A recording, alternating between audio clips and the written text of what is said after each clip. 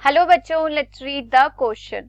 The rate of decomposition is depend on option A chemical nature of detritus, option B temperature and pH, option C moisture and aeration and option D all of the above. इस question में पूछा गया है कि जो decomposition का rate है कि डिकम्पोजिशन फास्ट है या फिर स्लो है, वो किसके ऊपर डिपेंड करता है. तो इस क्वेश्चन के लिए कि कॉन्सेप्ट है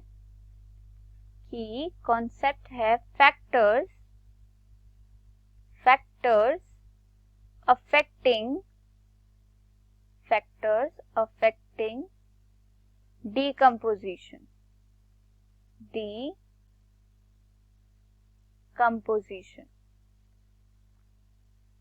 सो डिकम्पोजिशन क्या होती है कि जब डिकम्पोजर्स जो है डेड कॉम्प्लेक्स ऑर्गेनिक मैटर्स को सिंपल इनऑर्गेनिक न्यूट्रिएंट्स में कन्वर्ट करते हैं, उस प्रोसेस को क्या कहा जाता है, डिकम्पोजिशन कहा जाता है. सो जो डिकम्पोजर्स होते हैं, इनकी जो एक्टिविटी होती है, it is affected by the some climatic factors. कुछ क्लाइमेटिक फैक्टर्स क्या करते हैं, इनकी एक्टिविटी को रेगुलेट करते हैं और अफेक्ट करते हैं. So first factor is temperature. क्या है पहला factor, it is the temperature. तो टेम्परेचर क्या करता है कि अगर जो टेम्परेचर हाई होगा so the activity of microbes will be high. ठीक है, क्या होगी, high temperature causes the high activity of microbes की क्या होगी, हाई एक्टिविटी होगी, which results in the high decomposition or we can say high rate of decomposition.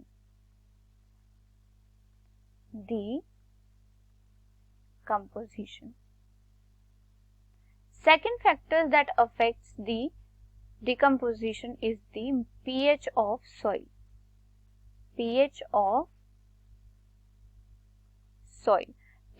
soil किस लिए इंपॉर्टेंट होता है कि अगर pH of soil क्या है, कम है, दैट मीन्स कि वो एसिडिक है सॉइल, तो वहां पर माइक्रोब्स क्या होंगे, वो हाईली एक्टिव नहीं होंगे. और अगर जो माइक्रोब्स हाईली एक्टिव नहीं होंगे तो डिकम्पोजिशन प्रोसेस क्या हो जाएगा, कम हो जाएगा. लेकिन अगर सॉइल का पीएच क्या है, न्यूट्रल है, कम है, so it will causes the high activity of microbes. और माइक्रोब्स की हाई एक्टिविटी होने की वजह से क्या होगा, हाई रेट ऑफ डिकम्पोजिशन होगा. Third factor that affects the activity of microbes or the decomposition is the moisture of soil.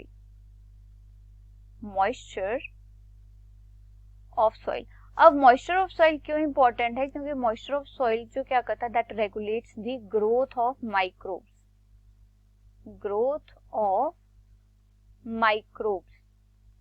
तो जितनी ज्यादा माइक्रोब्स की ग्रोथ होगी उतना ही ज्यादा क्या होगा, मॉइस्चर होगा. और वी कैन से कि जितना ज्यादा मॉइस्चर होगी उतनी ज्यादा ग्रोथ ऑफ माइक्रोब्स होगी. And it is also cause the high rate of decomposition. उतनी ज्यादा क्या होगी, डिकम्पोजिशन होगी.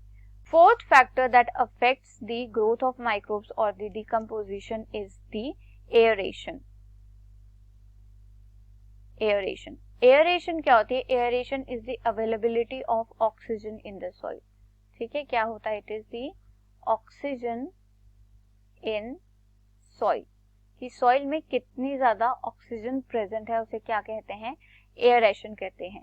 सो जब ऑक्सीजन ज्यादा होगी it will cause the growth of microbes. और कौन से माइक्रोब्स, एरोबिक माइक्रोब्स की ग्रोथ ज्यादा होगी, जिसकी वजह से क्या होगा, हाई डिकम्पोजिशन होगा. It will causes the high decomposition. जितनी ज्यादा एयरेशन होगी उतनी ज्यादा क्या होगी, ग्रोथ ऑफ एरोबिक माइक्रोब्स होगी and the decomposition rate will be high. Fifth factor that affects the decomposition rate is the chemical nature of detritus. Chemical nature of detritus. जो भी डेड ऑर्गेनिक मैटर है उसकी chemical composition क्या है, कौन कौन से केमिकल कंपोनेंट्स जो हैं उस ऑर्गेनिक मैटर में प्रेजेंट है. अगर वो कुछ ज्यादा ही कॉम्प्लेक्स नेचर के हैं तो उनका डिकम्पोजिशन क्या होगा, स्लो होगा. और अगर कम केमिकली सैचुरेटेड है और वी कैन से कि कम कॉम्प्लेक्स हैं, कम हार्मफुल सब्सटेंसेस उसमें कम प्रेजेंट है, तो उनकी डिकम्पोजिशन रेट क्या होगा, दैट विल बी हाई।